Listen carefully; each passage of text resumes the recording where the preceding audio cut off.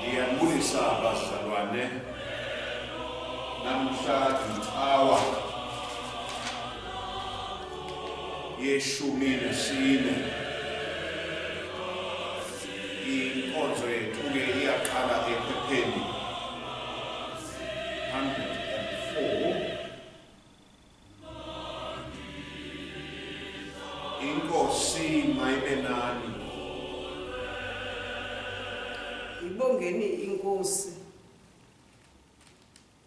Makabonge uThixo uyise unyana nomoya oyingcwele.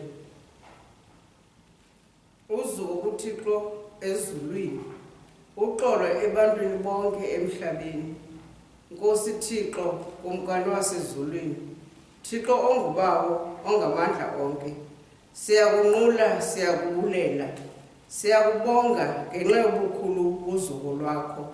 Nkosi Yesu Kristu okuphela konyana kayise Thixo Nkosi Thixo mvana kaThixo wena ususa isono sehlabathi senzele inceba wena uhlele ngasekunene koyise yiva umthandazo wethu ngokuba nguwe wedwa ongcwele nguwe wedwa oyinkosi nguwe wedwa ophezu konke Yesu Kristu nomoya oyingcwele ebuqhaqhalweni bukaThixo uyise amen. Masithandaze. Thixo ongamandla onke ekutyhileke kuwe zonke inhliziyo isazeka kuwe yonke iminqweno ongenako nokufihlelwa nto hlambulula ingcinga zenhliziyo zethu ngokusiphefumulela ngomoya wakho oyingcwele size sikuthande ngokufezekileyo silidumise igama lakho elingcwele ngokufaneleyo ngaye uKristu inkosi yethu. Nkosi yiba nenceba kuthi Kristu yiba nenceba kuthi Nkosi yiba nenceba kuthi. uYesu wathi uyakuyithanda inkosi uThixo wakho ngenhliziyo yakho yonke nangomphefumulo wakho wonke nangengqondo yakho yonke. Lo ngokuqala nomkhulu umthetho nowesibini ufana nawo. Yakumthanda ummelwane wakho njengoko uzithanda ngakho. Kule mithetho emibini kuxhomekeke wonke umthetho nabaprofeti. Nasivume izono zethu sizimisele ukugcina imithetho kaThixo sihlale elithandweni naseluxolweni nabamelwane bethu.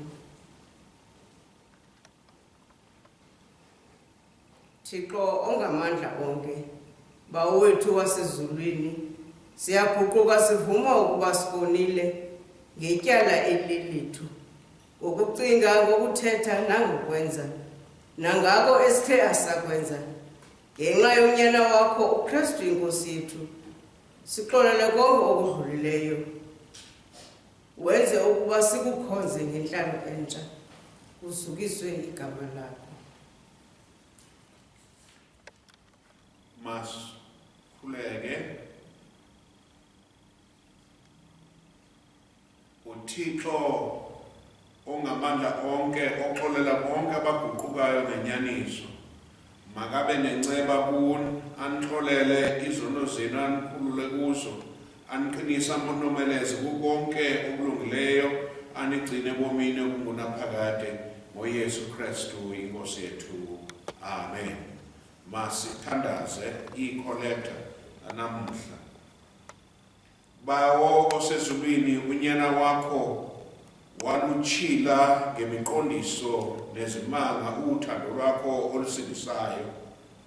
Sihlanze ngobabalo lwakho lwasezulwini uthi ubuthakathaka bethu usondle ngobukhulu bamandla akho ngoYesu Kristu inkosi yethu amen. Phulaphulani indaba ezilungileyo zivakalisa kuMateyu ongcwele ngesahluko se-13 ngesahluko nasokuqala. Ke kaloku kwangaloo mini waphuma uYesu endlwini wahlala ngaselwandle.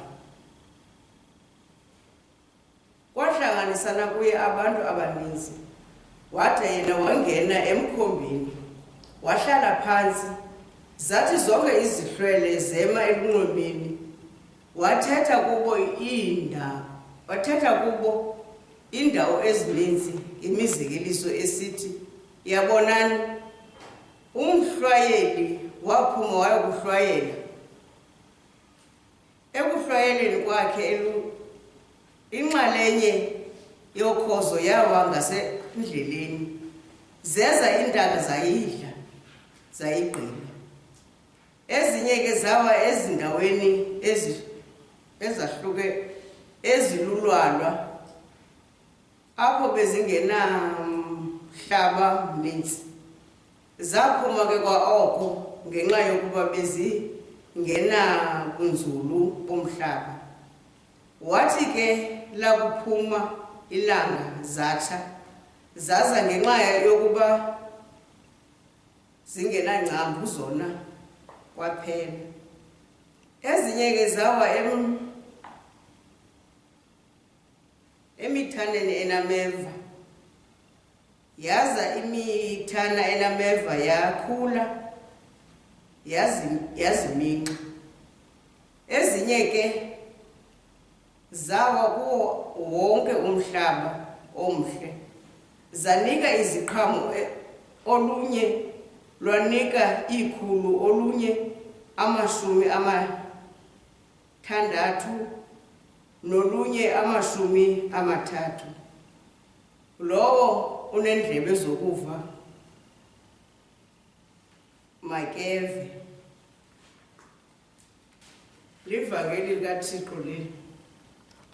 Bulisa nonke egameni loyisene lonyana nelomoya ingcwele. Amen. Simi apha phakathi kwale ndawo engcwele. Inkosi enguYesu Kristu yayingcwalisa uba umhlaba uYesu wawenza wabangcwele. Sike sithi masawuphuma sihamba sithi sicela indlela, ngoba indlela inento zayo. Indlela ayinanto zayo, uThixo wayingcwalisa indlela. Ngumuntu wafika wayenza yangalungi, umenzi wobubi wafika indlela wayenza yambi. Indlela ibiyanjwe ngumkhonzi kaAbraham yofunela uIsake umfazi.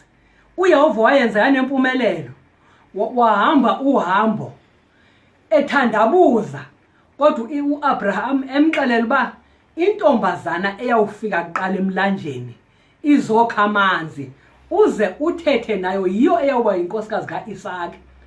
Uhambile ke le ndlela, uthe efika equleni esacinga uba ngaba le ntombazana ikwathini, ecinga zonke izinto ezi, waqhamuka uRebecca ezokha amanzi. Xa efika uRebecca emfuleni, uya kuye uthi ndicela undiseze, ndipha amanzi ndisele, ngoba wayinqaniwe. Ndipha amanzi ndisele. Uthi ithini inkosi engeyesu Kristu? Uthi mna ndingamanzi obomi, ndingamanzi okuphila. Yamkhelela intombazana yathi ndizawuseza wena ndibe sendiseza neenkamela zakho. Wamseza ngokwenene, wabe sekeseza neenkamela zakhe. Zasela iinkamela, wathela amanzi emphandeni, ngoba ube uthobile umphanda ezawuseza umkhonzi kaAbraham neenkamela. Wathela amanzi emphandeni, wahamba wagoduka, wafika wabaxelela abazali into eyenzekile equleni. Bathi mbize uze naye apha. Wahamba waphinde wombiza, weza naye. Makefika umkhonzi kaAbraham, iinkamela zaphiwa indiza zadla nomququ. Wangeniswa endlini yena wahlala. Esahleli kule ndlu kwalungiswa into azayidla. Wathi andinakukudla ukudla de ndithethe, kwathiwa makathethe. Wafika wathetha ke into azengayo. Kwathiwa ke kuye, sizawucela uke uhlale naye, sihlale naye umntwana iintsuku noba zili10. Wathi yena ndindululeni ndihambe, ngoba inkosi yenze yanempumelelo indlela yam. Wathi musani ukundibambezela. Kwabizwa intombazana uRebecca. Yeza intombazana, kwathiwa kuyo, uyavuma na ukuhamba nale ndoda? Yathi intombazana, ndohamba. Zange itsho magama amaninzi, ithe ndohamba. Kwalungiswa ke yakhwezwa enkameleni bahamba. Besahamba, ndiyenze yamfutshane bazalwana, besahamba nanku uIsake ehamba emasimini. uRebecca mbone noIsake azibone iinkamela zisiza. Athi uRebecca abuze kulo mkhonzi, athi ngubani nalowana?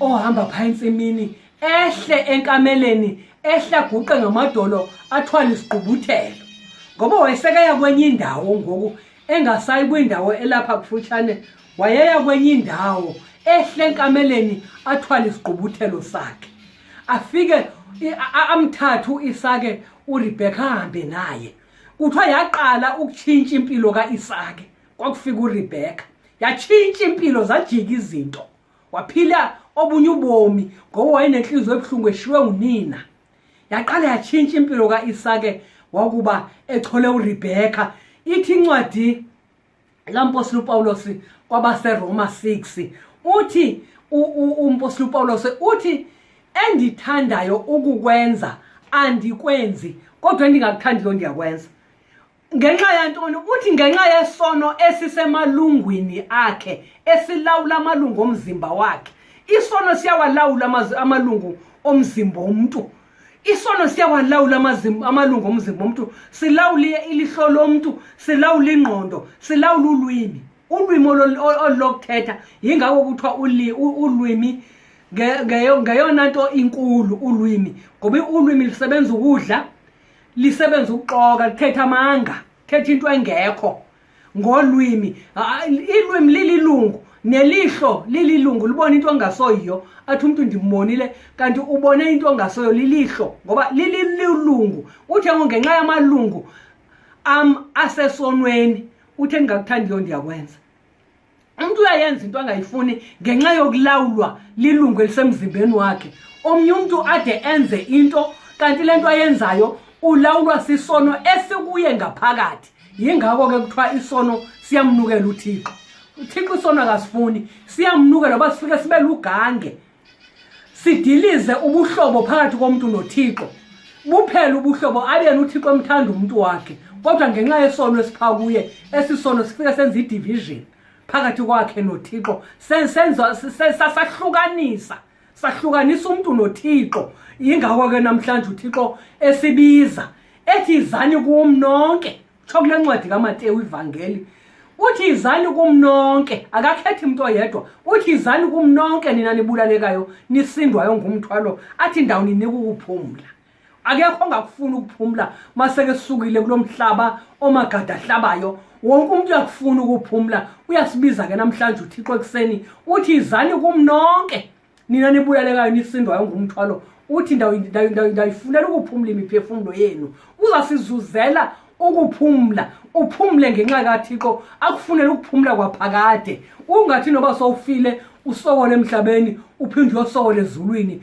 masithathe imithwalo bazalwana siyinike uThixo masithathe imithwalo siyinike umnikazi wayo akakhethi nokumthwala unzima kangakanani uyawuthwala ngoba uthi yakhe ijokho ilula uthi yami ijokho ilula uthi masifunde kuye uthi fundani kum ngoba yami ijokho ilula ayinzimanga ijokho yokholwa mawuthe wazinikela umuntu uyazinikela kuThixo uzinikele njengoba litsho iculo lasechechi uthi ndiyazinikela kuwe umzimba nomphefumulo ungazinikeli into enye wonke amalungu akho wanikele kuye uThixo ngoba yena ukhathalele utsho njalo umculi athi ndiyazinikela kuwe umzimba nomphefumulo masizinikele kuThixo sawusindiswa masithe sazinikela kuye uThixo sawusindiswa nakwesisifo nabantu bawusinda ngenxa yethu siguqe sithandaze akuve uThixo sekhaya ezulwini akuve athi naku umntana wami ekhala kum akuve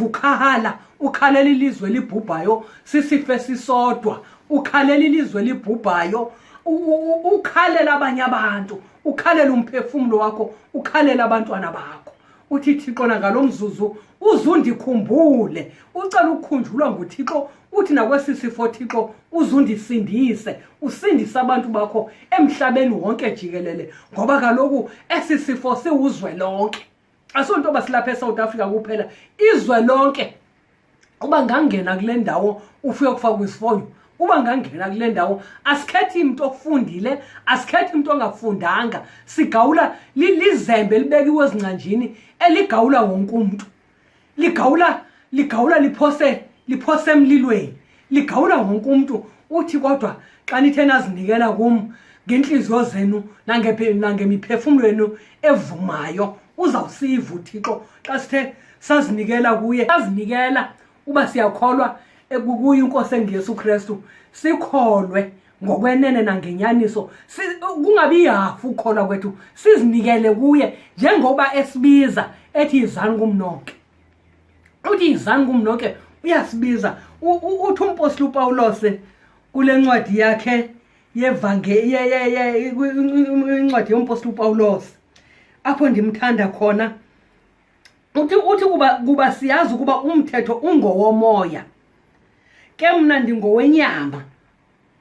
Umthetho ngowomoya, kodwa lo moya ulawulaphi? Ulawula enyameni, ngoba sizelwe ngokwenyama. Uthi ke ngoku uyazi ukuba isono esilawula ngaphakathi, uthi ke ngoko ke ayisendim osebenza oko, seyisisono esimiyo ngaphakathi kwam. Yingako umuntu ufike enza into ezimbi, yisono esimiyo ngaphakathi kwakhe. Akwazi umuntu aqala umuntu ukwenza into ezimbi, aqala umuntu ukuthetha kabi ngabanye abantu, ngoba yintoni? Sisono esilawula emalungwini omzimba wakhe. Siyalawula isono emntwini. Athi noma seke mhleka kangakanani, noma sefunde kangakanani ngenxa yesono, abonakale elawulwa siso. Simlawula isono umuntu, ngoba isono sihleli phi? Emalungwini akhe. Silawula phi? Emalungwini akhe. Ilihlo lilungu, impumlo, umlomo, ilwimi, amazinyo lilungu elisemzimbeni wakho. Yingako ethi sisono esilawula phi? Emalungwini am. Uyasibiza uThixo namhlanje bazalwana, egameni loYise nelonyana lomoya oyingcwele. Amen.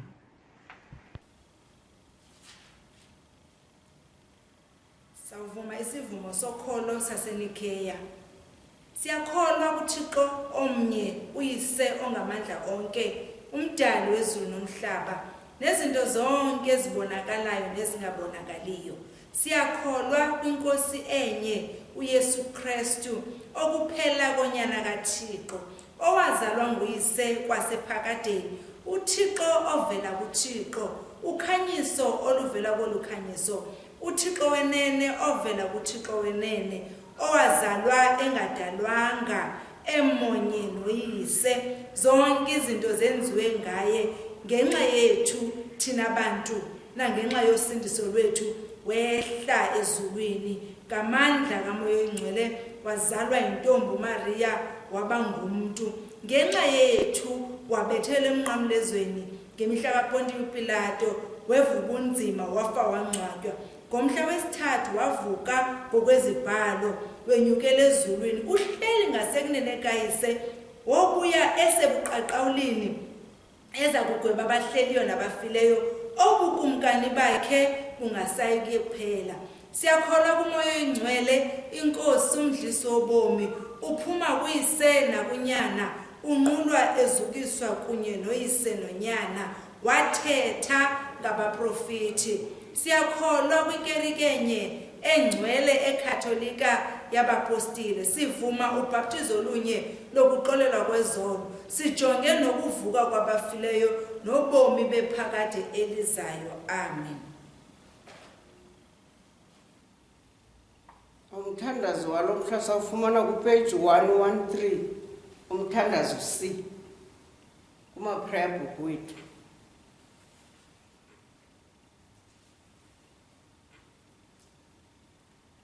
Bawo, singabantwana bakho.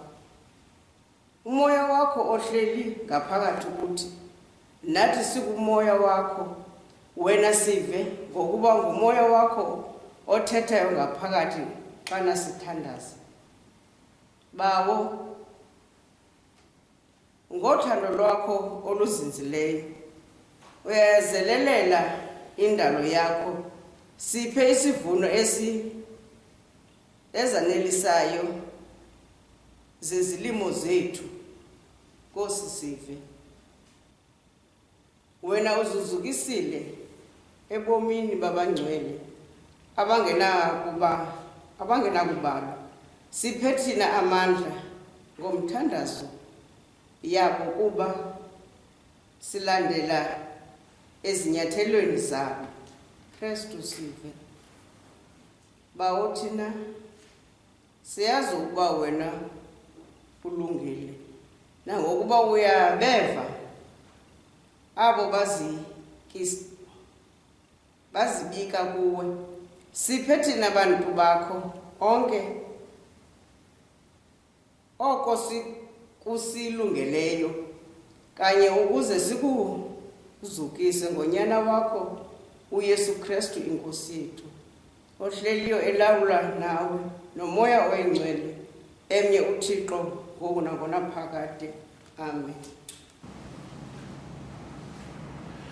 Siyaqhubeka ke nenkonzo yethu ekhasini ephepheni 116 unikezelo lwezipho.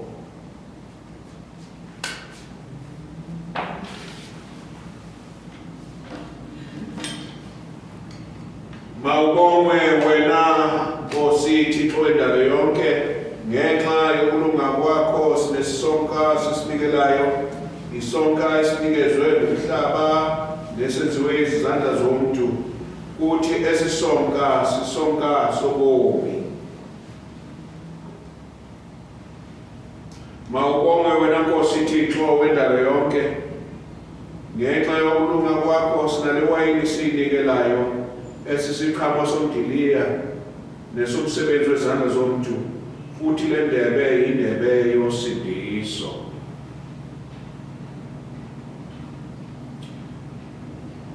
Masibusise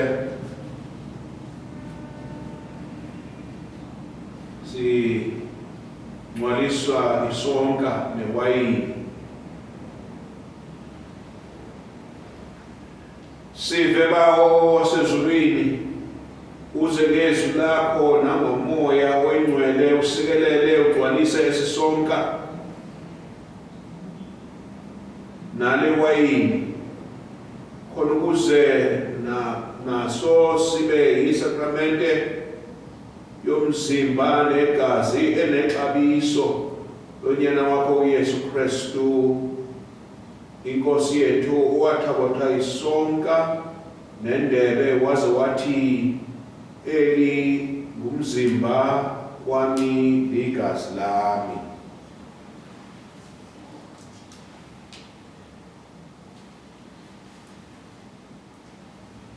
Masilungiseleleke ukwemukela ngokomoya.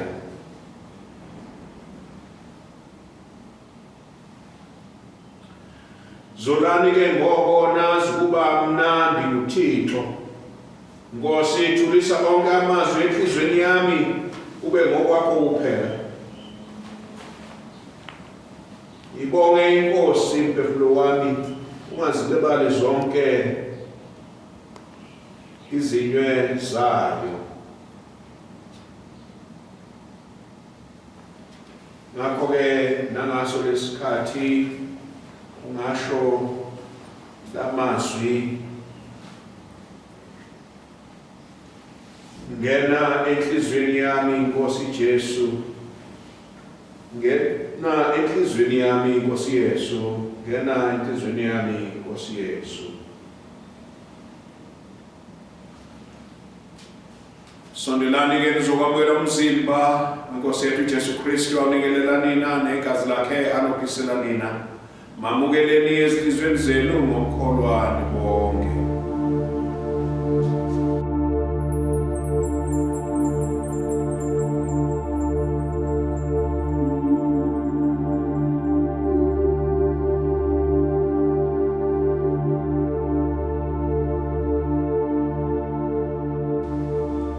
Ulelani inkosi ngokuba ilungile, Thixo ongamandla konke uphakade. Siyakulela ngokusonda kwakho ngezimfihlakalo ezingcwele, umzimba negazi lonyana wakho umsindisi wethu Yesu Kristu. Nangokusigcina ngobabalo lwakho size emzimbeni wonyana wakho olibandla lawo onke amakholwa. Sincede ukuba sizingise njengamalunga aphilileyo obudlelwano obungcwele, size sikhule sinothando nentobeko ngokwentando yakho ngayo Yesu Kristu inkosi yethu, ohleliyo elawula kunye nawe nomoya oyingcwele emnye uThixo ngokunaphakade. Amen. Sithandaze kanye kanye sithi, bawo ongamandla konke, sizinikela kuwe sibe lidini eliphilileyo, sikuye uYesu Kristu inkosi yethu. Sithume kulo ihlabathi ngamandla kamoya oyingcwele ukuba siphile sisebenze ukubonga ukusizukisa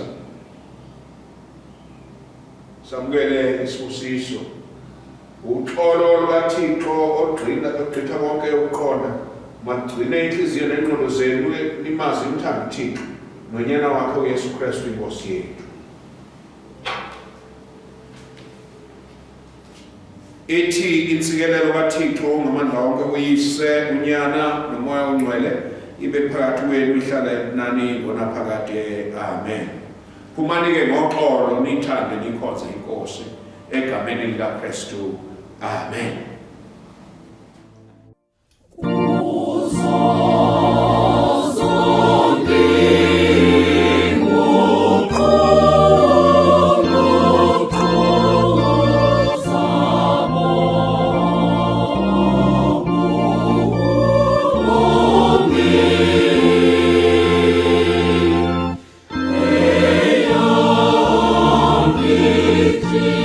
See